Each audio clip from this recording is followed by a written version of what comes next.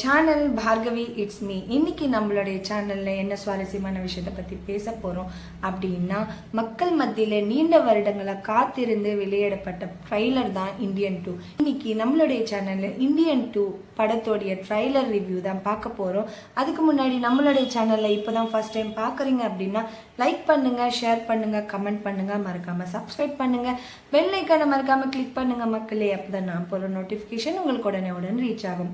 இளைஞர்கள் வேலைக்காக காத்திருக்கிறது, கியூ கட்டி காத்திருக்கிறது நம்மளால காண முடியுது. அண்ட் தென் இது உண்மையாவே ஃபேக்டாவே நடக்கிற ஒரு விஷயம் தான். ஏன்னா இப்போ இருக்கிற ஜென்ரேஷன்ல படிப்புக்கான வேலையோ வேலைக்கான சம்பளமோ நிச்சயமாவே கிடைக்கிறது கிடையாது. அதுக்கான எடுத்துக்காட்டாதான் இந்த ஒரு கிளிப்பு நம்மளுக்கு காட்டுறாங்க அப்படின்றது கிளியரா தெரியுது.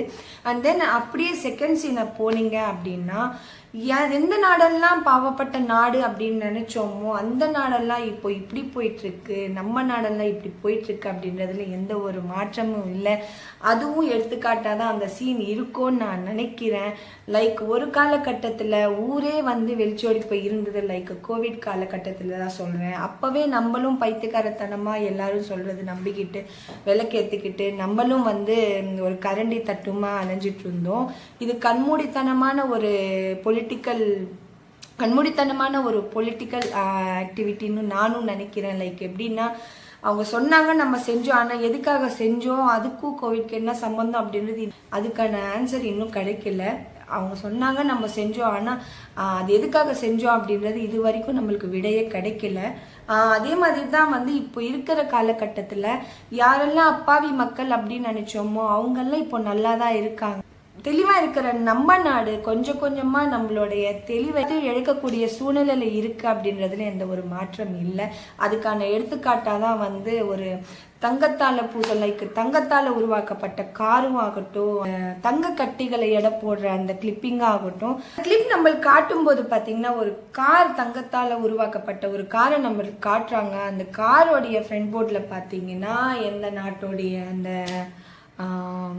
என்ன அது நான் சொல்ல விரும்பல. மேபி பார்க்குற எல்லாரும் பார்த்துருப்பீங்க, உங்களுக்கு அது புரிஞ்சிருக்கோன்னு நினைக்கிறேன். அது ஒரு காலத்தில் எப்படிப்பட்ட நாடு இப்போ எப்படி மாறிட்டு இருக்கு அப்படின்றது நம்ம கண்கொள்ள பார்த்துட்டு தான் இருக்கும். அதுக்கான எடுத்துக்காட்டாக தான் அந்த சீன் உருவாக்கியிருக்காங்க, அந்த கிளிப்பை வச்சிருக்காங்க அப்படின்னு நான் நினைக்கிறேன். நீங்களும் அப்படிதான் நினைச்சீங்க அப்படின்னு நான் நினைக்கிறேன். அண்ட் தென் மக்களே, இப்போ சோஷியல் மீடியா அப்படின்னு வரும்போது எல்லார் மனசுல ஒரு கெட்ட அபிப்பிராயம் தான் வருது. ஆனால் இந்த படத்தோடைய கிளிப்பு பார்க்கும்போது கண்டிப்பாக சோஷியல் மீடியா எதுக்கெல்லாம் யூஸ் ஆகுது, இது எப்படி பயன்படுத்தணும், எந்த ஒரு விஷயத்துக்காக சோஷியல் மீடியா உருவாக்கப்பட்டிருக்கு, எந்த விஷயத்த நம்ம தப்பா யூஸ் பண்றோம், எந்த விஷயத்த நம்ம வெளியிடணும் அப்படின்ற விஷயத்த கிளியரா காட்டியிருக்காங்க. முக்கியமா 4 பசங்க ஒரு சோஷியல் மீடியால ஒரு கிளிப் அப்டேட் கொடுக்குறாங்க. அந்த கிளிப்புக்கு ஹேஷ்டேக், முக்கியமா ஹேஷ்டேக் நம்ம போடுறோம் அப்படின்னா அது எங்க போய் ரீச் ஆகணுமோ அங்க போய் ரீச் ஆகிறதுக்கு தான் ஹேஷ்டேக் நம்ம போடுறோம்.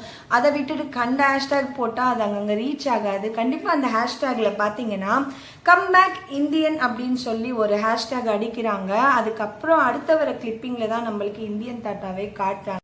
சேனாதிபதி அவர்களை அந்த ஹேஷ்டேக் கம் பேக் இந்தியன் சொல்லி நம்மளுக்கு அந்த ஹேஷ்டேக் காட்டி அந்த போஸ்ட் அப்லோட் ஆன பிறகுதான் நம்மளுக்கு அந்த சேனாதிபதி அவர்கள் வெளியே வர்றதே நம்மளுக்கு காட்டுறாங்க. அதுக்கு முன்னாடி சீன்ல பாத்தீங்கன்னா ஒரு கிளிப்பிங்ல சித்தார்த் அவர்கள் நம்ம சந்திரு அவர்களாகவும் நினைக்க முடியாது. ஏன்னா இந்தியன் 1ல பாத்தீங்கன்னா சந்திரு அவர்களை சேனாதிபதி அவர்கள் கொன்னதா நம்மளுக்கு அவர் சிம்பாலிக்கா மீசையை வச்சுக்கிட்டு காட்டுவாரு. நான் மீசை ஏன் எடுத்திருக்கேன் தெரியுமா, என் பையனுக்கு முத்தம் கொடுக்கும்போது குத்தி அவன் அழுதான், அந்த வலியை திருப்பி நான் என் பையனுக்கு கொடுக்க கூடாதுன்றதுனாலதான் இந்த நாள் வரைக்கும் நான் மீசை வைக்காம இருக்கேன் அப்படின்னு சொல்லி சொன்ன மனிதர் லாஸ்ட்டுக்கு மீசையோட தான் அவருக்கு காட்சி கொடுத்துருப்பாரு. அதுலயே நம்ம தெரிஞ்சுக்கலாம் சந்திரு அவர்கள் இறந்துட்டாரு அப்படின்றது. அண்ட் தென் படத்துடைய கடைசியில பாத்தீங்க அப்படின்னா ஒரு ஃபிளைட் ஆக்சிடென்ட்ல எல்லாரும் இறந்துட்டா நம்மளுக்கு காட்டுவாங்க. ஆனா தனியா ஒரு மனிதர் மட்டும் அதுல இருந்து இறங்கி தப்பிச்சு போறது நம்மளுக்கு காட்டியிருப்பாங்க. நிச்சயமா அவர் தான் நம்ம சேனாதிபதி அவர்கள்ன்றது எல்லாருக்குமே தெரியும்.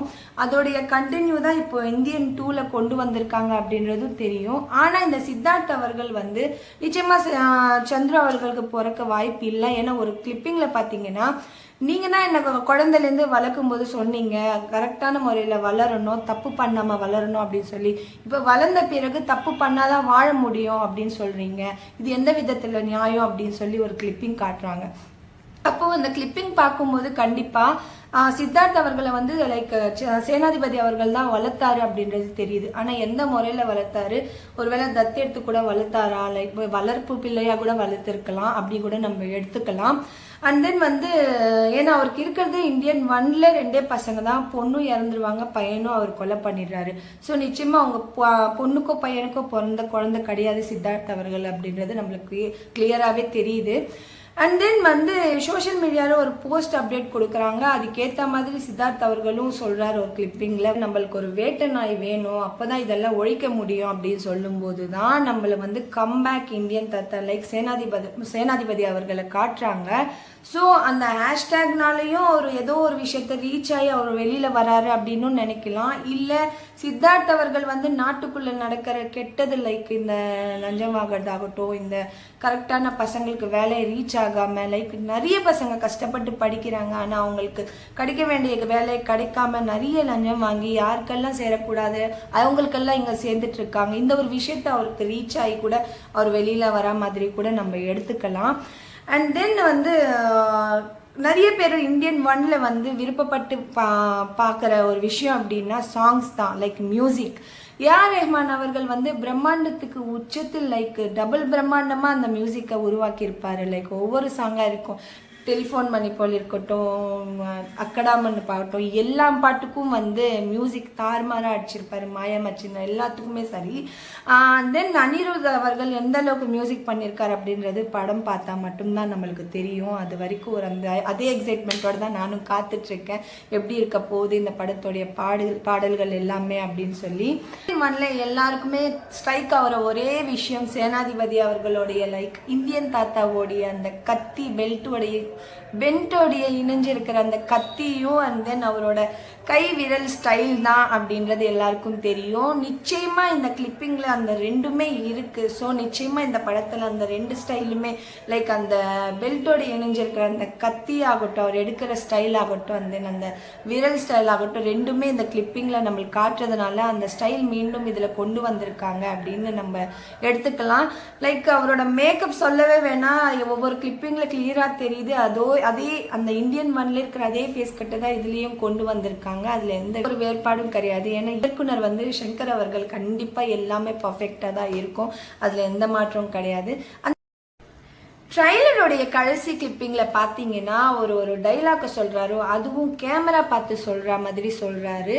லைக் நம்மளுடைய சேனாதிபதி அவர்கள் வந்து ஓடவும் முடியாது ஒளிவும் முடியாது அப்படின்னு சொல்லி ஒரு டைலாக சொல்றாரு. இந்த டைலாக் எங்க கேட்ட மாதிரி இருக்குல்ல, லைக் பிக் பாஸ்ல தான் கேட்டிருக்கோம்.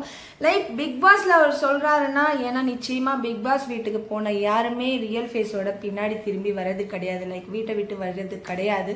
லைக் இந்த மாதிரி முகமூடி போட்ட நிறைய பொலிட்டிக்கல் இருக்கிறவங்களுடைய முகத்திரையை நான் இந்த படத்து மூலியமா கிழிச்சு காட்ட போறேன் அப்படின்றதுக்கான எடுத்துக்காட்டா கூட இது இருக்கலாமோ அப்படின்னு நான் நினைக்கிறேன். நீங்களும் அப்படிதான் நினைக்கிறீங்க அப்படின்னா நிச்சயமா கமெண்ட் பாக்ஸ்ல சொல்லுங்க மக்களே. அண்ட் தென் இதோட நான் இப்போ இந்த ரிவ்யூ முடிச்சுக்கிறேன். நெக்ஸ்ட் டைம் நிச்சயமா வேறொரு சுவாரஸ்யமான விஷயத்தோட உங்களை நான் சந்திக்கிறேன்.